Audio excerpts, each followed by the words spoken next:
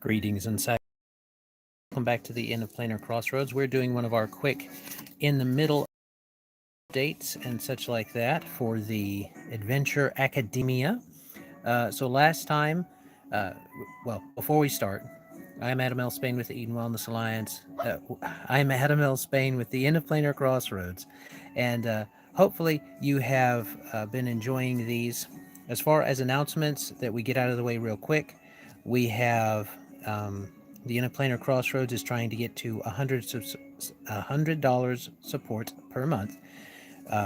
That's the main goal we have. So if you want to help support that, you can do that on Patreon, Subscribestar, Locals, or by contacting us directly. And that gets you access to our Discord, where we share PDF content. So this is still the alpha kind of drafts of these things, the very first things we're doing. I'm not worried about, printing all to the edge and everything like that. So this is just for me to reference so that we're building it together, and by the time we come to the end of Adventure Academia's main storyline, you guys will be able to see it and be like, oh, cool, that's neat that they did this and this and this, and see it developed. So this development blog has been doing that. Hopefully you have enjoyed it, but let's not spend too much time on that. I do want to keep these fairly quick so that everybody can consume them fairly quickly, and the kids can see them if they want to. So we're going to go over two things today. The first thing is the adventure for this coming episode 1, and then some monster stuff in the back. So let's do that real quick. Starting off, let's do reflections for last time. So it went normally, as we tend to do with our first introduction of the seasons. It mainly was just a setup for the kids to get used to it, because sometimes I'll have students in that are not used to playing games, rolling dice, stuff like that. I did have more repeats this year than I did last year, so that's good. But the classes were also smaller this year on Adventure Academia, so I don't know if they're just not getting the word out or what, but oh well. The kids were able to enjoy themselves, though. They got to fight some kobolds, and mainly these were kobolds that were not specifically statted out. This was just kind of an introductory to start rolling and getting them used to using the dice. That's the main thing that happens in the first episode of stuff. So, not the first episode, I should say the first time they come to class on those. Now we're getting to the first episode. So, getting to the first episode, we'll do the flavor text like we usually do, and this kind of encapsulates this side. I've always used to encapsulate a little bit of what happened next time and lead into what's happening this time. So just like that, we'll start in. So episode 1, Beautiful Hills, Ugly Problems. Because if you remember, the region of the Centerland they are in is called Los Hermosas Colinas, are the beautiful hills. While Maximilian and Hildagarde wanted to leave in the morning after saying their farewells, Devereaux impressed upon them the necessity of not only speed but stealth. The tension in the Star Child's face seemed convincing enough to quiet their objections. The two satisfied themselves in writing a quick missive to leave behind. Their attempt at a covert exit seemed to start well, but then someone called out to them. Thankfully, it was Remigius. He was enjoying retirement from adventuring, running his magic item and smoke shop. The city had even awarded him a floating disc to assist him in his mobility. While at first it seemed this meeting would delay them, their old comrade actually proved quite helpful in their clandestine egress. Calling on his past experience as a rogue, he was able to point them toward That's why we do this. Was able to point them toward a far less guarded side gate of the city. Once out of the City of Spires, Wilhelm and Devereaux almost immediately began leading the party off the road. Despite the relatively tough terrain, the group had little real trouble on their journey until getting about a day's... Okay, not going to repeat. This is something that I don't like, repeating words in the same sentence, even the same page. We'll put March. There we go. So, despite the relatively tough terrain, the group had little real trouble on their journey until getting about a day's march from Las Hermosas Colinas. As twilight was coming on, Wilhelm caught sight of a kobold raiding party pouring out of a barrow hill. Excuse me. They had just came in time to prevent them surprising the caravan that was making camp nearby. The raiders presented little challenge to the party, and they were able to rout the group of kobolds with little trouble.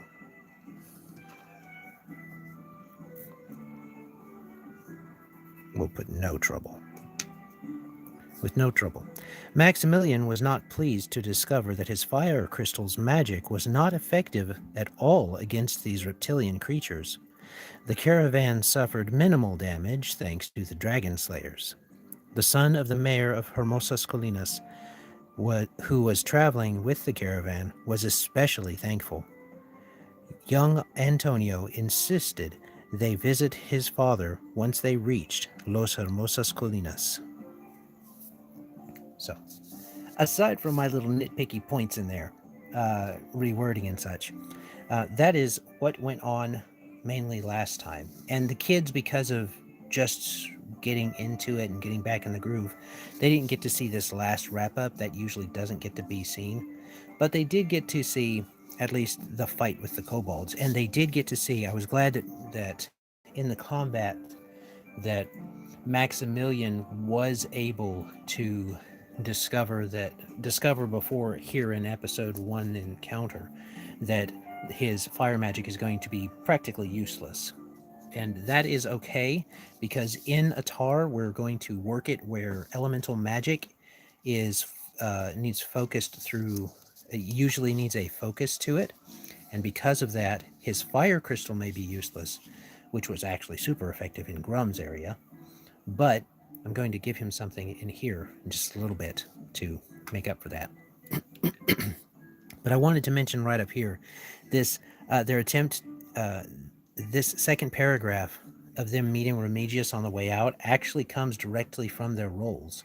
So they were rolling to get out of the city of Spires quickly, and that would have been fine, except they tied with being a failure or a success. It was a challenge event, so they could each do something to assist everybody getting out. And they can have one auto success if they, basically with Devro, because he is able to do a lot of transforming, so that makes it a lot easier, or you can use different things like that as an auto success in that. But the other 3 could not, and 2 of them did not get a success, so it was a tie. In that case, I didn't want to. I wanted to do something that Open Legend calls failure, but the story progresses, and that's what this was: meeting Remigius and him actually helping them get out. So the failure was not a complete failure, but they were seen when they left. And this has story implications a little later, but nothing that I think that kids are ever going to see necessarily. But that's just something I wanted to point out, because it is the kids' roles and they're helping tell the story coming in and being set in stone, which is something I've always been doing with these. So that's that.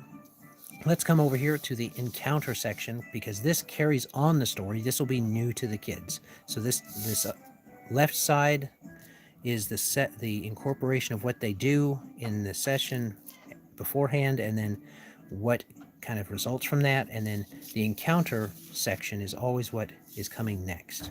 So this is what they're going to be dealing with this time. Hildagarde couldn't help thinking how much Beautiful Hills lived up to its name. The lovely stone buildings, usually only 1 story high, by the way humans thought of things, were complemented by the various trees, other growing things. The people of the town were just as quaint, mostly halfling, with mainly stonefolk, jewelbone, and Atta mixed in. We're going to change that with some. There we go. With some stonefolk, jewelbones, and Atta mixed in. And for those unfamiliar, Atta is the name for humans in this one. So, continuing, Mayor Ricardo Moreno seemed so person seemed to personify the spirit of his town. He showed that well-known halfling hospitality to the group, thanking them profusely for the rescue of his son and allowing them to stay with him as thanks. He was very concerned with hearing that the kobolds had somehow made it to the Barrow Hills. Not in not in 200 years had any of Rexus's scarlet horde made it anywhere close to Los Hermosas Colinas. Seeing his concern, Wilhelm and Hildagarde immediately wanted to help, offering to go and investigate the hill cave the scaly fiends had issued from. They expected Devereaux to object and try pressing them on to the west, but he seemed to have reverted to a contemplative state. Mayor Ricardo was overjoyed at their offer, throwing a bit of a party to celebrate his son's safe return and their willingness to aid the town. The next morning, while the others were restocking supplies, Antonio pulled aside Maximilian to give him a cracked water orb that had belonged to one of the mages that had defended the caravan. This would undoubtedly serve him better against the corrupted lizards. All right. Let me put here. Then his fire crystal. Okay. So there we have it. That is what they're planning to do this time. So it doesn't explain it right there specifically, but they're planning to go down into the Barrow Hill over there that the kobolds had issued out from, and hopefully that'll be fun. It's going to be like a dungeon delve type of thing, and we'll see how it goes. I've already got an idea of what I want to do, but it'll kind of depend on how the kids' input comes in. Because I do like to incorporate their choices, so we will see, but they're going to be facing several kobolds right now. I'm not planning to challenge them too harshly at the moment. I want to build into that challenge, depending on how they do with it. So that is what we've got for this one. So if you're one of my students and are watching, now is the time to turn away, because I'm going to be doing some type of stuff. I'm going to be talking about those kobolds and the stats that I'm using. So here we go. So, for Kobold, I have 4 enemies that I've got statted up at the moment. They come from various places that I've pulled together. So we've got a Kobold Raider, a Kobold Commander, and some Wyverns, and I've done some tweaking with it. So for the regular Kobolds, nothing special, 10 hit points, which is basic. They're really pretty simple enemies. The thing with them, just as the goblins of the gobs of Grum, his creations, had their own little thing where they could move through plants. These are going to get something different. This is basically just a kobold, like a little minion type of enemy, 10 hit points, initiative D8, attacks with agility, with a dagger. And I flavored their weapons as being this dark metal that's not very well made. It's just like quickly made, this hard pig iron type of metal. And so they've got a pig iron dagger and a pig iron sling. They both attack different, the same. So if they're going for a melee attack, they do the dagger. If they go for a sling, if they go for a different one, they go for a sling, a ranged one. But they have this right here. All the kobolds have this right here. Immune to flame.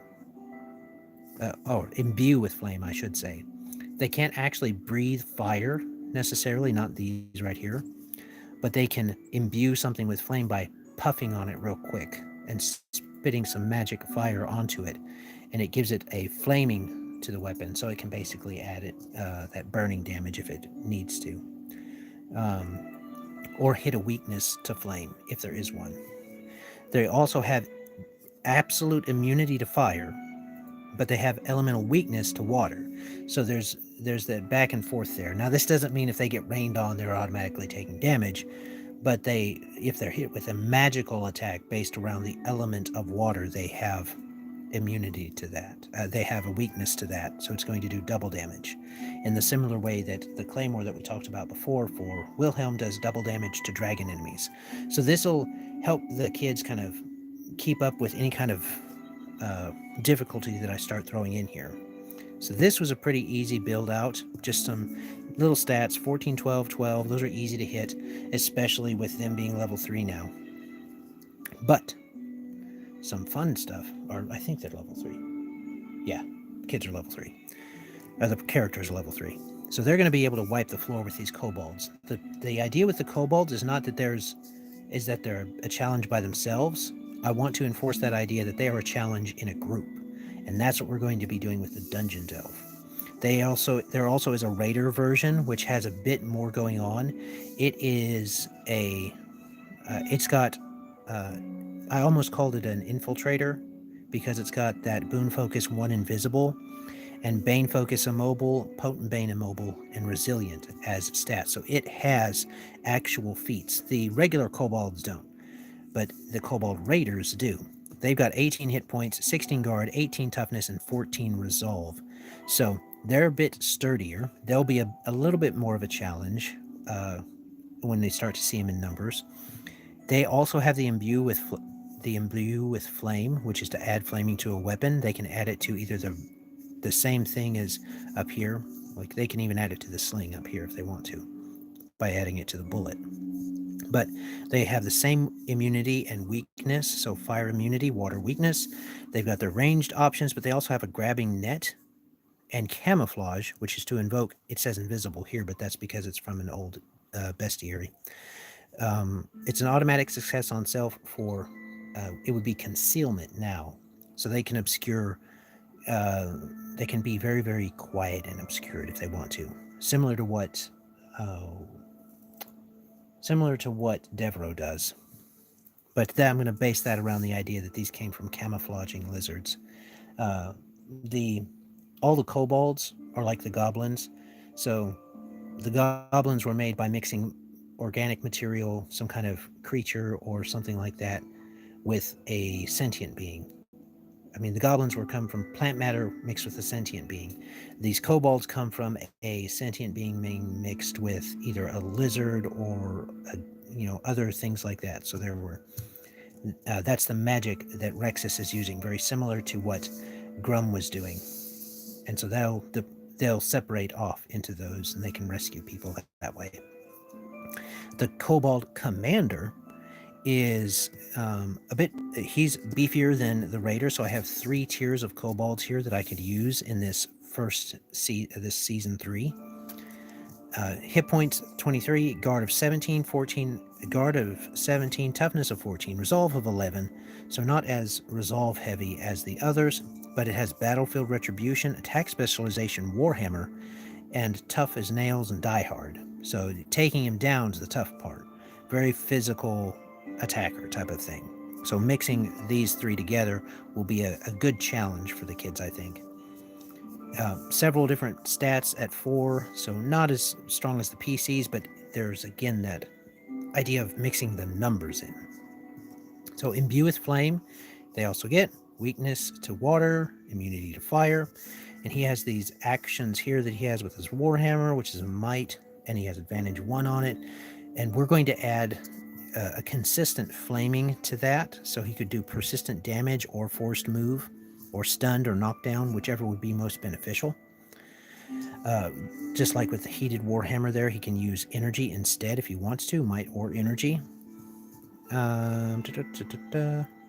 Banes, persistent damage, all those. So got those added in there. And this one, I'm going to see how well he does by himself, this guy here, and we'll see if he poses enough of a threat. If not, there's always the wyverns that we can bring in. Now, I'm hoping not to bring these in until the kids get a little bit further in. Maybe these will be something of a little bit of a mini boss. That's the hope. But we've got a large dragon, unaligned, level 3, 60 hit points, so that'll keep him busy for a little while. Guard of 19, toughness of 24, and a resolve of 10, with a fly speed of 80 and a regular speed of 20. Attack specialization 3 on the stinger, bane focus, persistent damage, superior bane focus, persistent damage. So that's with that stinger that the wyvern has on the back. We're probably going to reflavor that a little bit, that stinger to something else. We will shift that around most likely. But that persistent damage is going to come from fire instead. Let me see. We got bite. We got the bite, the stinger, and the wing flap. All those are going to be there. There's going to be that fire breath also that I'm going to have in there, probably in place of the stinger using energy. Now, I may shift that around. I am not sure yet. We will have to see. But the plan is to try and check that out with those. The tweaking of the wyvern is that I don't want it to be just by itself, because that won't be challenging enough. This is a level 3 monster, sure, but they have two things. They have at least two players, Wilhelm and Maximilian, who are going to be doing double damage. The damage will be doubled, not the roll, of course. So in that, they're going to be really able to dish out a lot of pain. That's not a big deal for me with the way I'm running it, because I've only got so much time with the kids. I want them to have some successes in their fights. But this may be tweaked a little bit. We'll have to see. I want the wyverns to be ridden. I want those to be the mounts of like a kobold commander or a kobold raider, or perhaps both sometimes, just depending on what we're doing. So that is the idea for those, and we will be able to mix and match those different things. I think that's everything that I have this time for our talking about episode 1, starting out for the kids. And hopefully they'll enjoy fighting off these evil lizard monsters, flame lizards, and stuff like that. So if you want to keep up with this, go ahead and keep up with us through the Inn of Planar Crossroads and such like. We're going to be doing these lives, unless people specifically want to request a recorded version. We'll be doing these reflections of the lives so that I can go ahead and get them up the day before the kids are going to be playing through this, so that the parents can see what all's going on. I think that's everything. So as always, you can support us and things like that if you want to through, again, Patreon, Subscribestar, or Locals, or you can contact us directly. That gets you access to the Discord, where we share PDF content like this once we have it finished. Like, I'll put art in here eventually and stuff like that. That's what I've got. So, as always, have a great day. God bless and enjoy. Bye.